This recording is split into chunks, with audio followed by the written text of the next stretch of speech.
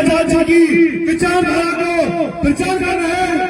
Azad Samaj party के राष्ट्रीय महासचिव, हम सबके नेता, बहुत सम्मान के योग आदरणीय बड़े भाई रविंद्र भाटी जी से मैं निवेदन करना चाहता हूँ कि वे आए और अपना वक्तव्य रखे। आदरणीय बड़े भाई रविंद्र भाटी जी, रविंद्र भाटी जी संघर्ष करो, रविंद्र भाटी जी संघर्ष करो। आजाद समाज पार्टी जिंदाबाद, भीड़ आर्मी जिंदाबाद। जोरदार तालियों से स्वागत कीजिए बड़े भाई रविंद्र भाटी जी का। रविंद्र भाटी जी संघर्ष करो। आदरणीय रविंद्र भाटी जी।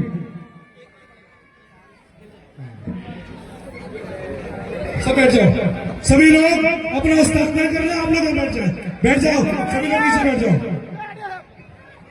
सभी को क्रांतिकारी जय भीम। आवाज जितनी आनी चाहिए बाबा साहब और काशीराम साहब के अनुयायी, काशीराम साहब को मानने वाले लोग, बाबा साहब को मानने वाले लोग इतने कमजोर नहीं है कि उनकी जय भीम उत्तर प्रदेश के मुख्यमंत्री के कानों तक ना जाए। सभी को क्रांतिकारी जय भीम। ये पीछे बैठने वाले शायद कम मानते हैं, ऐसा मत करो भाई। सभी को क्रांतिकारी जय भीम। मंच वाले भी शांत है कुछ। सभी का बहुत बहुत धन्यवाद, बहुत बहुत आभार। सबसे पहले सभी को गणतंत्र दिवस की बहुत बहुत शुभकामनाएं, बहुत बहुत बधाई। पूरे देश में करोड़ों लोगों के हृदय सम्राट, संविधान निर्माता बाबा साहब के चरणों में नमन और वंदन करते हुए, माननीय काशीराम साहब के चरणों में नमन और वंदन करते हुए, आरक्षण के जनक छत्रपति साहू जी को नमन और वंदन करते हुए, ज्योतिबा फूले जी को नमन और वंदन करते हुए, मां सावित्री बाई को नमन और वंदन करते हुए, डॉक्टर अब्दुल कलाम जी को नमन करते हुए और गुर्जर सम्राट वीर भोज जी को नमन करते हुए आज इस कार्यक्रम के जो आयोजन कर रहे हैं, सबसे पहले उनको दिल की गहराइयों से बहुत बहुत बधाई, बहुत बहुत शुभकामनाएं। इस ऐतिहासिक प्रोग्राम के लिए जिन युवा साथियों ने इस प्रोग्राम की तैयारी की, आजाद समाज पार्टी और भीम आर्मी के कार्यकर्ताओं ने, और मंच पर उपस्थिति बहुत ही सम्मान के योग्य, समाज की दशा और दिशा तय करने वाले लोग बैठे हैं। आप सबका भी धन्यवाद करता हूं और आभार करता हूं और जय भीम बोलता हूं। देखिए, 15 अगस्त 1947 को देश आजाद हुआ था, लेकिन बहुजन समाज की असली आजादी 26 जनवरी 1950 हुई थी, जब देश में संविधान लागू हुआ था। क्योंकि बहुत सारे साथी आगरा में शुरू से ये हमारे बहुजन समाज का गढ़ रहा है, और यहाँ बाबा साहब और काशीराम साहब को मानने वाले लोग हैं, यहाँ चंद्रशेखर भाई को प्यार करने वाले लोग हैं। अपनी बात शुरू करने से पहले पूरे देश में बहुजनों के हृदय सम्राट और माननीय बाबा साहब और काशीराम साहब के मिशन को ऊंचाइयों पर ले जाने वाले, जिनका नाम दुनिया ने टाइम्स मैगजीन में भी जिनका लोहा माना, एडवोकेट चंद्रशेखर आजाद जी को अपना आदर्श और नेता मानते हुए, अपना भाई मानते हुए अपनी बात शुरू करता हूं। और उन शहीदों को भी नमन करता हूं जिन्होंने देश की आजादी में योगदान दिया।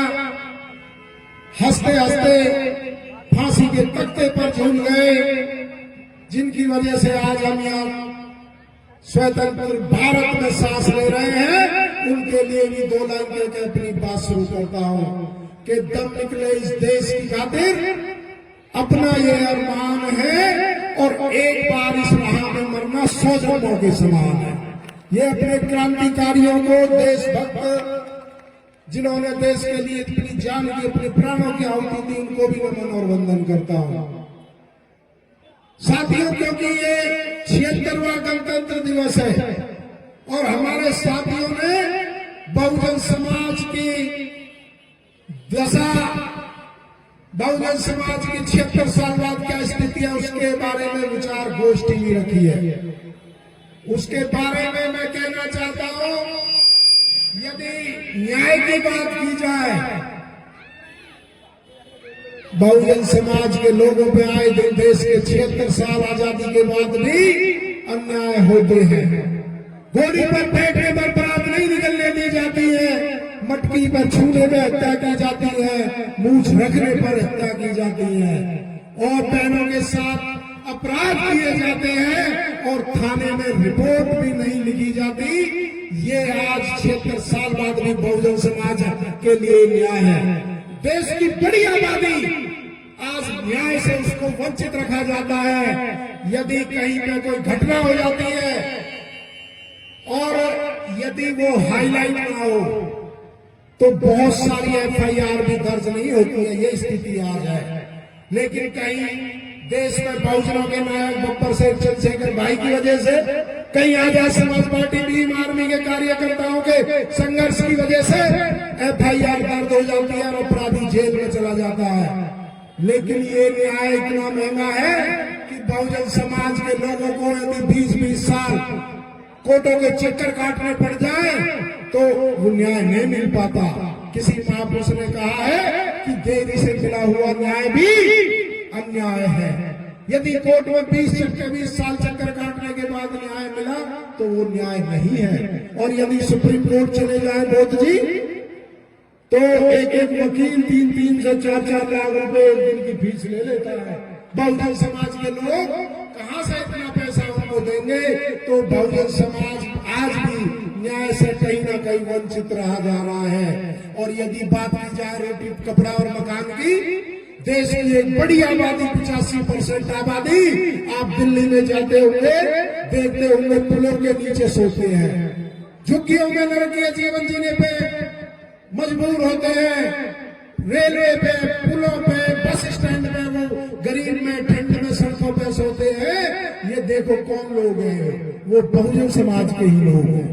आज देश के 76वें गणतंत्र दिवस हम मना रहे हैं, लेकिन आज भी हमारे बहुजन समाज के लिए रोटी कपड़ा और मकान की बुनियादी सुविधाएं भाइयों को नहीं मिल पा रही है। इसलिए मैं कहना चाहता हूं, ये जो देश में सरकार है, प्रदेश में सरकार है, आरक्षण की बात करते हैं, आरक्षण अभी तक इन्होंने दिया ही कहां है।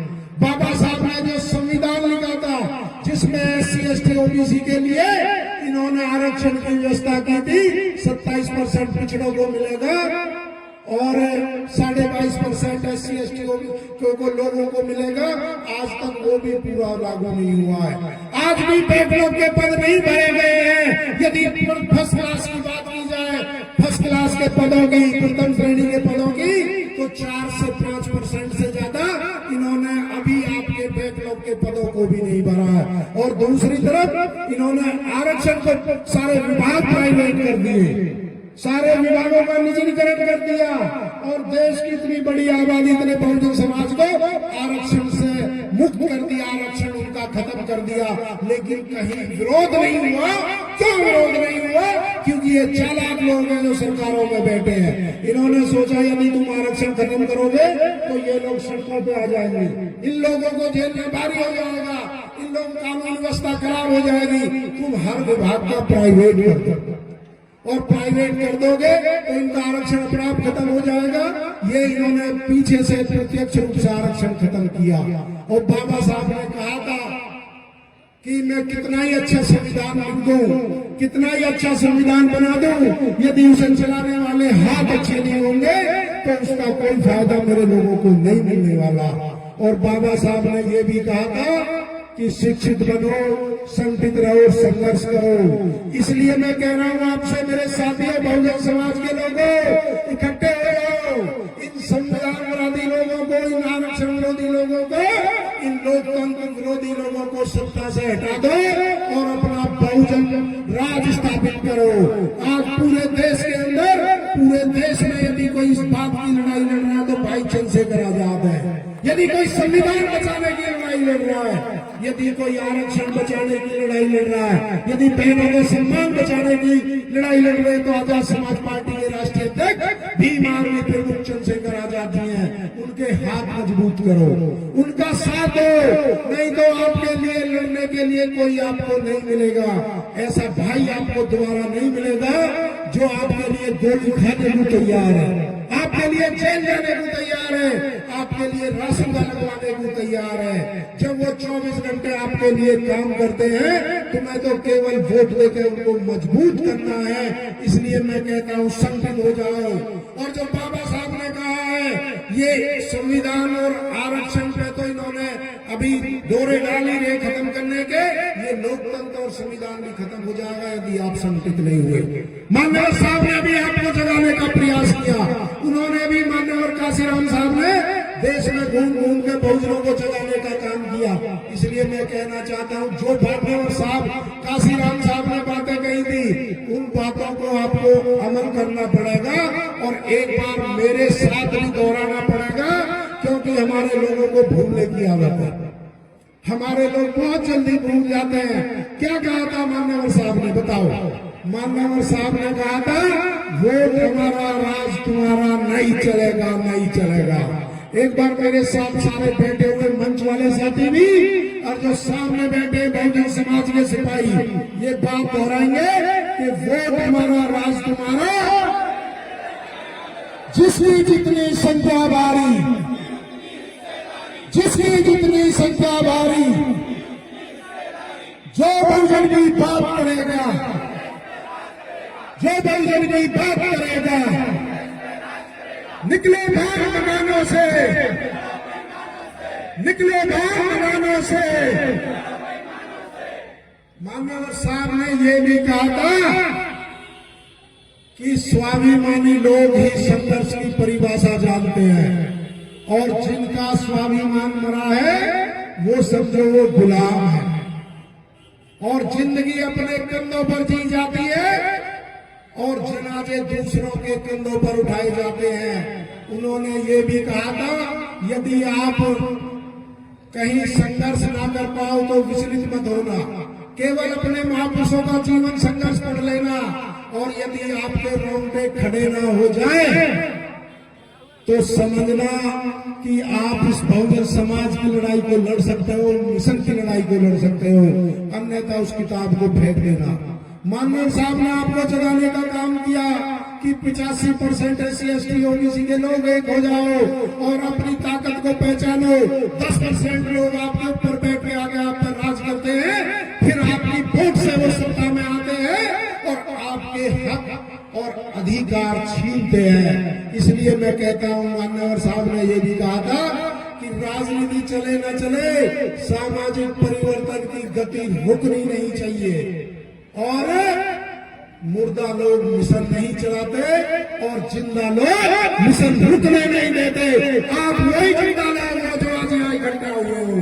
तो इसलिए मैं कहना चाहता हूँ अपने भाइयों से कि आज पूरे देश के अंदर यदि कोई संविधान बचाने की लड़ाई लड़ रहा है, कोई आरक्षण बचाने की लड़ाई लड़ रहा है, वो लोकतंत्र बचाने की लड़ाई लड़ रहा है, तो वो आजाद समाज पार्टी के राष्ट्रीय अध्यक्ष है, वो एडवोकेट चंद्रशेखर आजाद है, वो आजाद समाज पार्टी और भीम आर्मी के सिपाही हैं। इसलिए दो लाइनें तो आजाद समाज पार्टी और भीम आर्मी के लिए भी मैं पेश करता हूं, क्योंकि आज देश में अन्याय के खिलाफ लड़ने वाला, जुल्म जाति के खिलाफ लड़ने वाला यदि कोई सबसे बड़ा संगठन है तो वो भीम आर्मी है।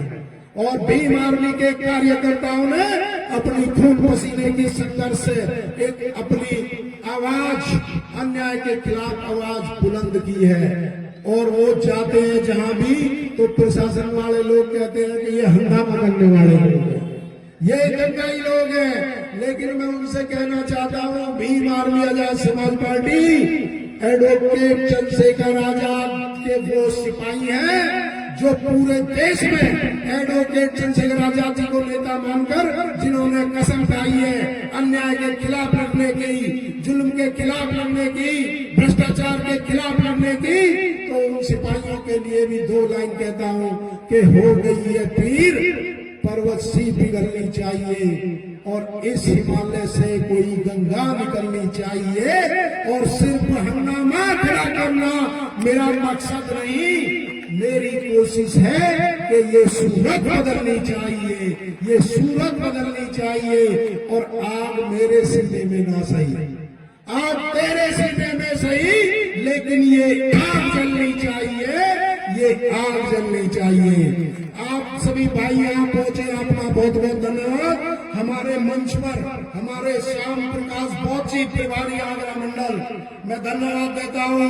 राम गोपाल जी का प्रभारी कानपुर मंडल, डॉक्टर सविता सिंह जो प्रदेश सचिव है, हमारे मेयर प्रत्याशी भी आगरा से रही थी, भाई विक्की आजाद वो क्रांतिकारी हमारे नौजवान जो प्रभारी आगरा मंडल से हैं, भाई अनिल करदम जी हमारे प्रभारी आगरा मंडल, भाई रविंद्र पारस जी प्रभारी आगरा मंडल, भाई राजेंद्र कुमार जी प्रभारी आगरा मंडल, मुकेश ठेकेदार जी, मुकेश जाटव जी, MS निमेश जी, संतोष आनंद जी, हमारे ये इजराइल खान जी, शशांक बौद्ध इस जिले के जिलाध्यक्ष आगरा के हमारे नौजवान साथी एडवोकेट सानू कुरैशी, महानगर अध्यक्ष जी सिद्धार्थ गौतम जी, सविता जी, रामपाल जी, और हमारे प्रदेश संगठन मंत्री मैं बोल चुका हूँ, उनका बहुत बहुत सम्मान करते हुए जो हमारे जिले के प्रभारी बघेल साहब हैं, हमारे सतीश संगम जी हैं, मनोहर राजपूत जी, मोहन सिंह बाबू जी, महानगर अध्यक्ष ज्ञानू कुरैशी जी, रवि सागर जी, इसराज प्रधान जी, बबलू महापौर जी, प्रदेश कार्यकारिणी सदस्य,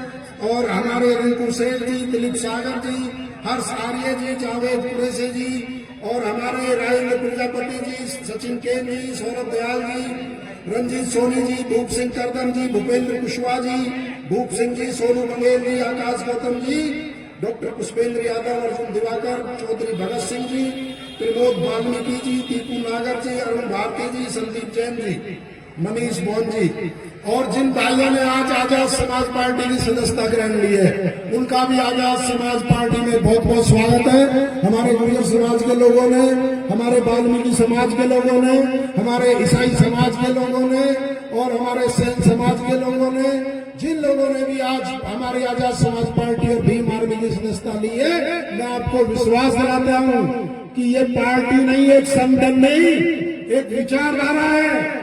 आजाद समाज पार्टी एक सोच है, और जो पूरे देश में समतामूलक समाज की स्थापना करने के लिए, व्यवस्था परिवर्तन की लड़ाई के लिए, न्याय के लिए, सामाजिक न्याय के लिए, ये पार्टी एक पार्टी के साथ साथ एक सोच भी है।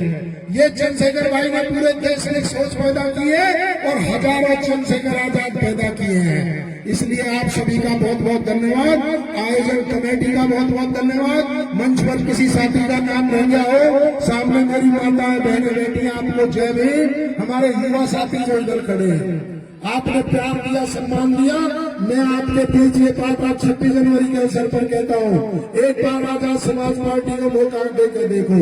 हम बिना सत्ता में रहते हुए भी आपकी लड़ाई लड़ते हैं, सड़क से सदन तक। सड़कों पर पूरे देश में आजाद समाज पार्टी भीम आर्मी लड़ती है, और सदन के अंदर हमारे राष्ट्रीय अध्यक्ष जी एडवोकेट चंद्रशेखर आजाद जी लड़ाई लड़ते हैं। हम यदि आपने एक बार बहुजनों को मौका दे दिया, भाई चंद्रशेखर आजाद जी को इस प्रदेश के मुख्यमंत्री पद तक पहुंचा दिया, अभी कोई आपकी तरफ देख नहीं पाता। जिस दिन वो मुख्यमंत्री बनेंगे, कोई आपकी तरफ जाति नहीं करेगा, कोई आपके हक अधिकार नहीं छीनेगा, कोई आपकी नौकरी नहीं छीनेगा, कोई आपके सम्मान के साथ खिलवाड़ नहीं करेगा। बहुत बहुत धन्यवाद, बहुत बहुत आभार। जय भीम, जय भारत। खुदा हाफिज।